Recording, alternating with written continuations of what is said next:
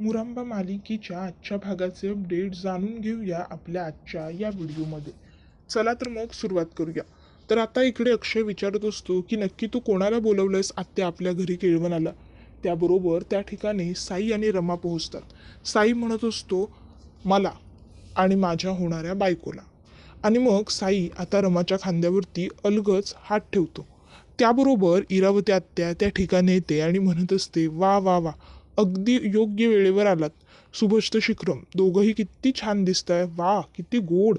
या आतमध्ये या, बसा ना. त्याबरोबर मग रमाला ती स्वतःहून घेऊन येते पुढे. आता हे सगळं बघून इरावतीचा शशिकांत मुकादमांना खूपच जास्त राग येत असतो. त्यांना इरावतीने केलेली करतूत अजिबातच आवडलेली नसते. त्याबरोबर आता साई अक्षयला म्हणतो अरे अक्षय, ये ना ये, आपण भेटलोच नाही ना. मग लगेचच आता अक्षय हा साई बरोबर पुढे येतो. साई अक्षयला म्हणत असतो माझं कालचं कॅन्डल लाईट डिनर उद्ध्वस्त केलंस ना, पण बघ शेवटी माझी बायको आहे ना होणारी, आली की नाही माझ्याबरोबर तुमच्याच घरी केळवणाला. हे बघ, बाजी पलटायला वेळ लागत नाही मित्रा. त्यामुळे प्रत्येक वेळी एखादी गोष्ट करताना, एखादी गोष्ट ठरवताना विचार करत जा. काय, यापुढे चुका करत जाऊ नकोस. फार कळलं ना मला काय म्हणायचं इथे. आता मात्र अक्षय गप्प बसलेला असतो, कारण गप्प बसण्या वाचून अक्षयकडे दुसरा कुठलाच पर्याय नसतो.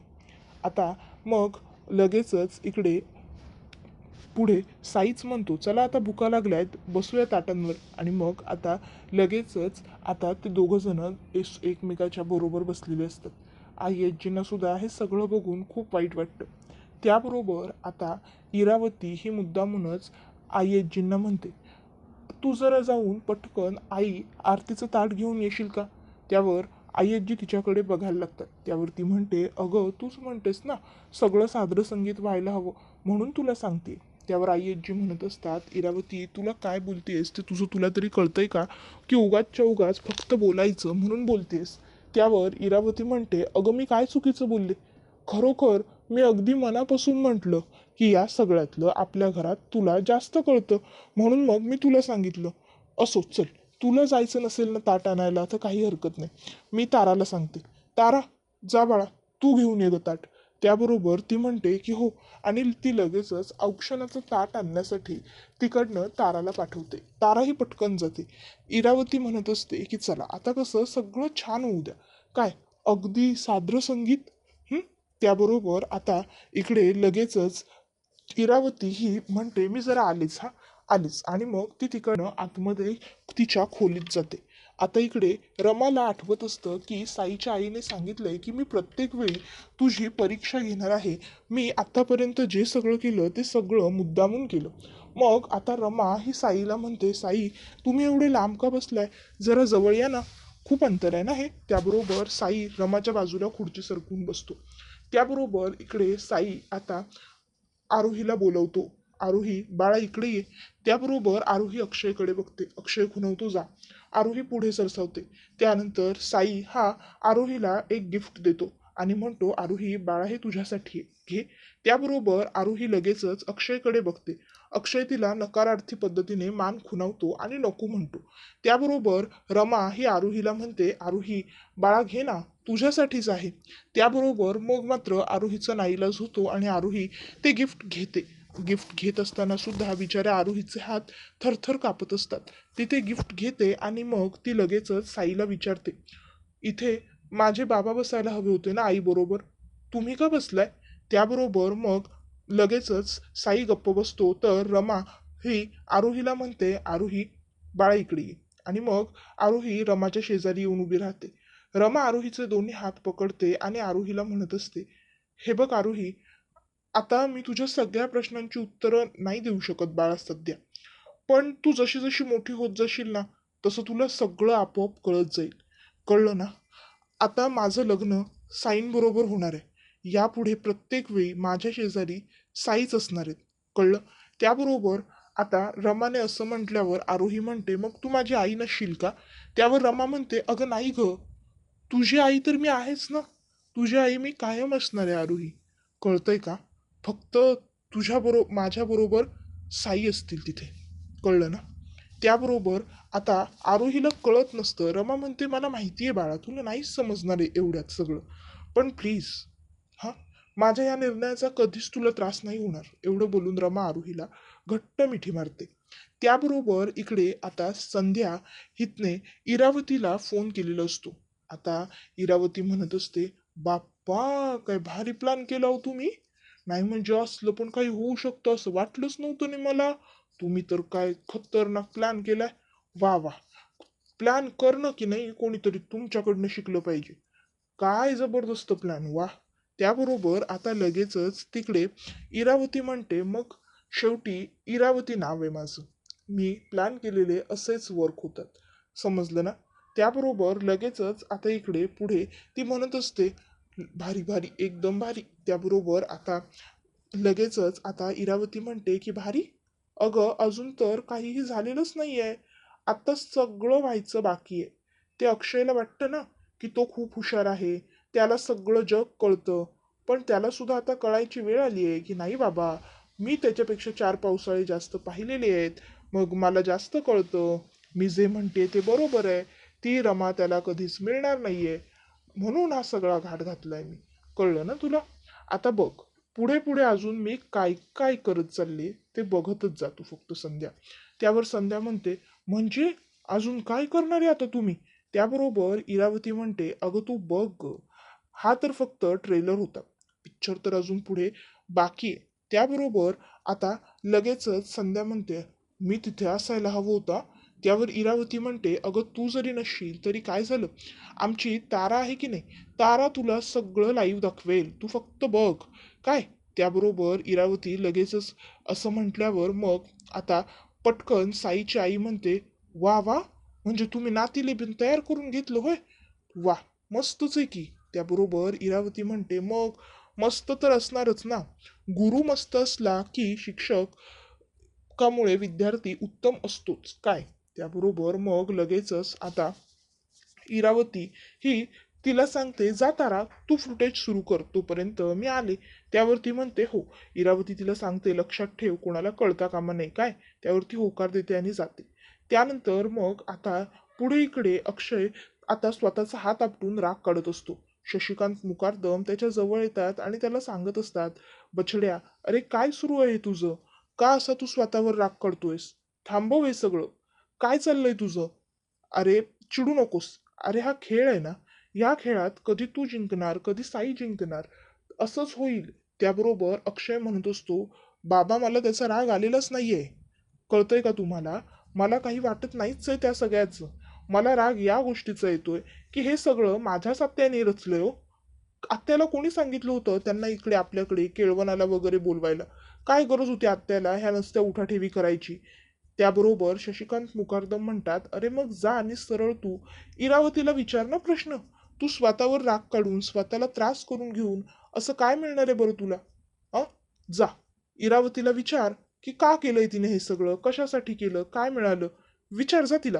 त्याबरोबर अक्षय म्हणतो, नाही नाही बाबा, मी काही विचारायला जाणार नाहीये तिला, तिला वागायचंय ना ते तिला वागू द्या, मी तिला ना काही बोलणारच नाही, आता मी ठरवलंय ना.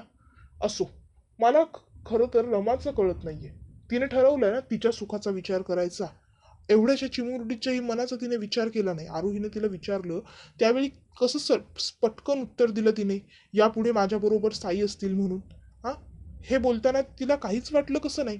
आरोहीला किती वाईट वाटलं या गोष्टीचं बाबा, तुम्हाला माहिती आहे ना. त्याबरोबर मग आता लगेचच शशिकांत मुकारदम अक्षयला म्हणतात, हो अक्षय पण. त्यावर अक्षय म्हणतो, बाबा पण काय, मला नाही ऐकायचं हे पण, कळतंय ना तुम्हाला. अहो, आरोही किती लहान आहे ती. त्याबरोबर आता शशिकांत मुकारदम म्हणतात, हे बघ बछड्या, खरं तर ही तुमच्या प्रेमाची लढाई आहे, यामध्ये मी फार काही नाही रे बोलू शकत.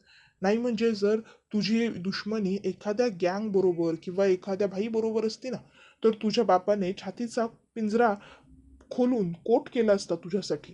पण आता या प्रेमाच्या लढाईत मी जास्त न बोललेलंच बरं असेल रे. आणि तसंही तू आणि साई, तुम्ही दोघंही जण एकमेकांना खूप चांगलं खूप व्यवस्थित ओळखता की, त्यामुळे एकमेकांचे डाव कसे हाणून पाडायचे, एकमेकांना कसं बीट करायचं, हे सगळं तुम्हाला व्यवस्थित माहिती आहे, बरोबर ना. त्यावर अक्षय म्हणतो म्हणजे? त्यावर शशिकांत मुकादम म्हणतात, ही बघ, ही लढाई तुझी आहे आणि ही लढाई तुलाच जिंकायची आणि तुलाच लढायची. मी असं नाही म्हणत की या सगळ्यात मी तुझ्या बरोबर नाहीये. अक्षय, मी तुझ्या बरोबर आहे, पण खेळायचं मात्र तुलाच आहे. कळतंय ना? त्यामुळे मी तुला फक्त साथ देऊ शकतो. तू आणि साई एकमेकांना ओळखताय, त्यामुळे डाव वगैरे कसे उधळायचे त्याचे हे तुला तर माहिती असेलच. पण तू विचार करत नसशील. कळलं ना? थोडा विचार कर. बघ, आपोआप तुला सगळ्या प्रश्नांची उत्तरं मिळत जातील. आता शशिकांत मुकादमांनी एवढं समजावल्यावर मग अक्षय हा शांत होतो थोडा. त्याबरोबर शशिकांत मुकादम हे ताबडतोब तिकडनं बाहेर निघून येतात. अक्षय हा जरा शांत होण्यासाठी खाली बसतो. बेडवर बसल्यावर तो आता थोडा शांतपणे विचार करू लागतो. आणि मग तो पहिला तर स्वतःच्या मनाला पूर्णपणे, अगदी पूर्णपणे शांत करतो. शांत. मग त्याला जरा कुठे जाऊन हलकं वाटतं, बरं वाटू लागतं.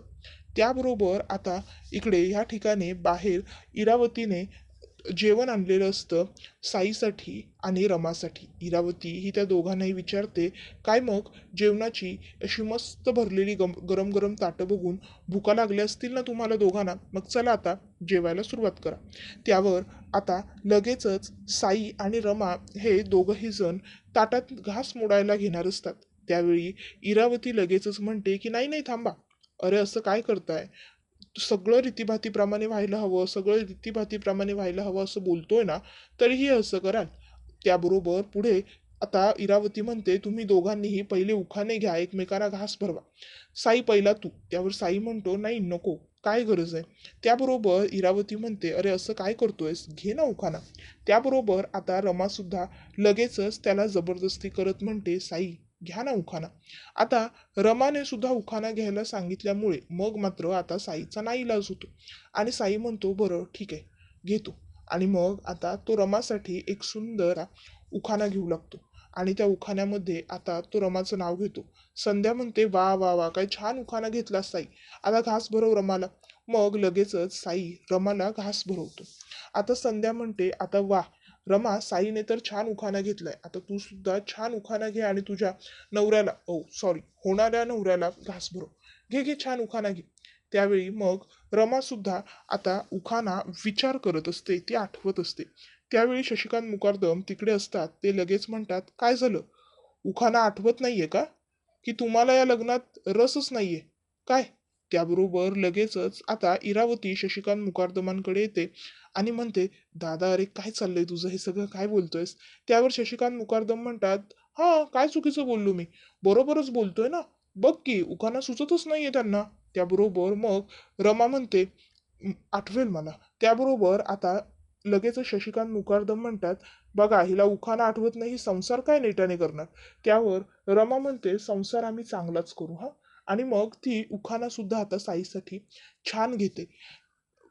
चांदीच्या ताटात फणसाचे गरे, चांदीच्या ताटात फणसाचे घरे, सुख समाधान समृद्धी ने आमचं घर. इतक्यात मध्ये अक्षय येतो आणि अक्षय रमाच्या हातातलं तो घास खातो आणि लगेचच म्हणतो, मी इतक्यात रमाच पटकन मोठ्याने ओरडते, अक्षय. त्याबरोबर आता साई म्हणतो, अक्षय काय हा प्रकार, काय केलंयस तू? त्याबरोबर अक्षय म्हणतो, अरे हिने माझं नाव घेतलं ना आता, म्हणून मग मी हिच्या हातातला घास खाल्ला. नाही, बरोबर दिसलं नसतं ना, तिने नाव माझं घेतलं आणि घास तू खाल्लास म्हणून. त्याबरोबर साई म्हणू लागतो, हे बघ, तू मुद्दाम केलंयस अक्षय हे सगळं, आणि मुळात त्यांनी तुझं नावच घेतलेलं नव्हतं, तू मध्ये आलास ना आमच्या दोघांच्या, म्हणून त्यांनी तुझं नाव घेतलंय. कळलं ना तुला? उगाचच्या उगाच काहीतरी बडबड करू नकोस. त्याबरोबर अक्षय हा लगेचच म्हणत असतो, अरे असं काय करतोयस? मी ऐकलं होतं कुठेतरी, म्हणजे लग्न घरात काम केलं की नाही की बायको चांगली मिळते, म्हणून मग मला हीच बायको हवी. त्याबरोबर सगळेजण त्याच्याकडे बघतात. रमा रागाने बघते. त्यावर अक्षय म्हणतो, नाही म्हणजे अशीच बायको हवी. कळलं ना? त्याबरोबर आता साई म्हणत असतो, अक्षय तू ना मुद्दाम करतोयस हे सगळं, तुला काय वाटतं मला कळत नाहीये का? तुझ्या घरी आम्हाला बोलवलंय आणि हे असं वागणार आहेस तू आमच्याशी? त्याबरोबर आता लगेचच इकडे साई असं म्हणत असतो तर रमाला आता ठसका लागतो. रमाला ठसका लागल्याबरोबर साई लगेचच पाण्याचा ग्लास उचलतो आणि ते ग्लास रमाला देत असतो. तर लगेचच अक्षय साईच्या हातातलं ते ग्लास घेतो आणि स्वतःहून रमाला पाणी पाजू लागतो. आता हे सगळं बघून साईला अक्षयचा आणखीनच जास्त राग येऊ लागतो. त्याबरोबर इकडे साई हा मात्र गप्प असतो. तर रमा ही अक्षयचा हात धुडकावून लावते. त्याबरोबर आता इकडे लगेच अक्षय हा साईच्या कानात म्हणतो, आता आपला स्कोर 1 आणि 2 आहे. साई 1 अक्षय 2. त्याबरोबर इरावती म्हणते, अरे हा काय खेळ आहे का? अक्षय काय चाललंय बालिशपणा? त्यावर अक्षय म्हणतो की आत्या, आत्ता कुठे तर मी व्यवस्थित वागायला लागलोय. काय? बरोबर ना? आता पुढे पुढे बघ काय काय होतं ते.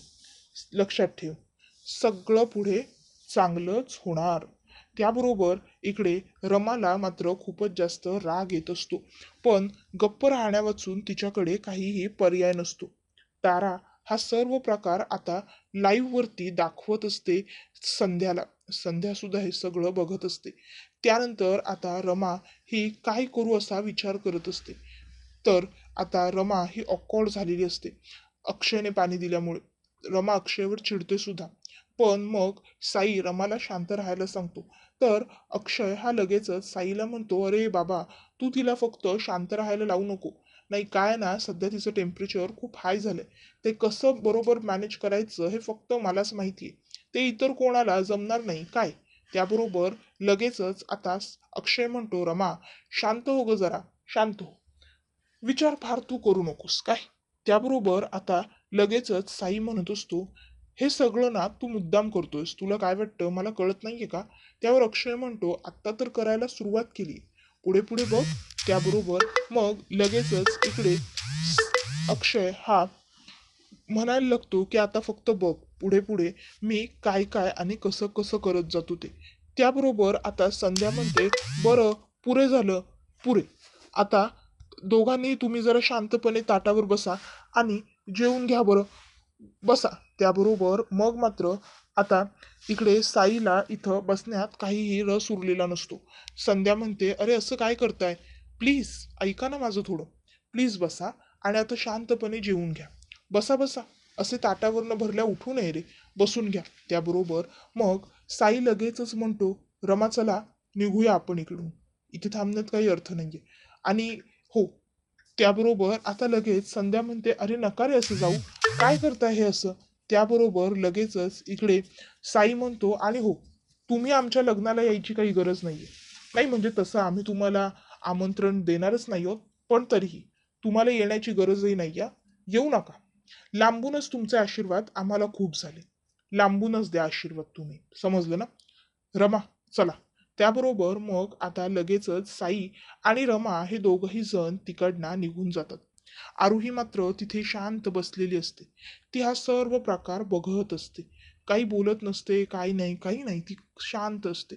मग इरावती ही अक्षयला म्हणते, अरे काय होतं हे सगळं अक्षय? का वागलास तू असा? काय गरज होती तुला हे सगळं करण्याची? त्यावर अक्षय म्हणतो, आत्या आता तर मी बरोबर वागलोय ना. तर रमा आणि साई हे तोपर्यंत तिकडनं निघूनच गेलेले असतात. त्यानंतर पुढे आपण पाहतो की आता साई हा म्हणत असतो की अण्णा ही बघा, ही छापून आणली मी लग्नाची पत्रिका, पण यामध्ये कुठेच नाव नाही या त्या मुकादमांचं, कारण त्यांना आपण पत्रिका देणारच नाही आहोत. अण्णा म्हणतात ठीक आहे. तर इकडे शशिकांत मुकादम आणि अक्षय हे दोघं जण आता रात्रीचे बसलेले असतात. काय करायचं, रमाला घरी परत कसं आणायचं, साईच्या तावडीतून तिला कसं सोडवायचं, या सर्व गोष्टींचा ते विचार करत असतात. इतक्यात तिकडे आरोही येते. आरोही म्हणते, बाबा सकाळी साई काका जे काही बोलला ना त्यानंतर मला झोपच येत नाहीये रे. त्यावर मग अक्षय लगेचच आता आरोहीला म्हणतो, मग तू माझी एक मदत करशील तुझ्या आईला घरी आणायला? त्यावर आरोही म्हणते, हो चालेल ना बाबा. मग दुसऱ्या दिवशी आता आरोही ही अण्णासाहेबांच्या केबिनमध्ये बसलेली असते आणि ती अण्णासाहेबांना सांगत असते, अण्णासाहेब अहो पूर्ण 5 गणित वाटलंयत आईच्या लग्नाच्या पत्रिका, पण आम्हाला आमंत्रणच नाही दिलेलं. मला सुद्धा यायचं आहे आजोबा लग्नाला. मला सुद्धा माझ्या आईच्या हातावर मेहंदी पाडायची आहे, तिला हळद लावायची आहे, तिच्याबरोबर राहायचं आहे. त्याबरोबर ती म्हणते, आजोबा प्लीज करा ना आम्हाला पण इन्व्हाइट. त्यावर लगेचच अण्णासाहेब म्हणतात, तू आलीस तर मला काहीच प्रॉब्लेम नाहीये. त्यावर आरोही खूप खुश होऊन जाते. ती म्हणते, खरंच आजोबा? त्यावर मग लगेचच आता अण्णासाहेब म्हणतात, हो अर्थात. त्याबरोबर आता आरोही खूपच जास्त खुश होऊन जाते आणि हा व्हिडिओ इथेच संपतो. व्हिडिओ आवडला असेल तर व्हिडिओला लाईक करा.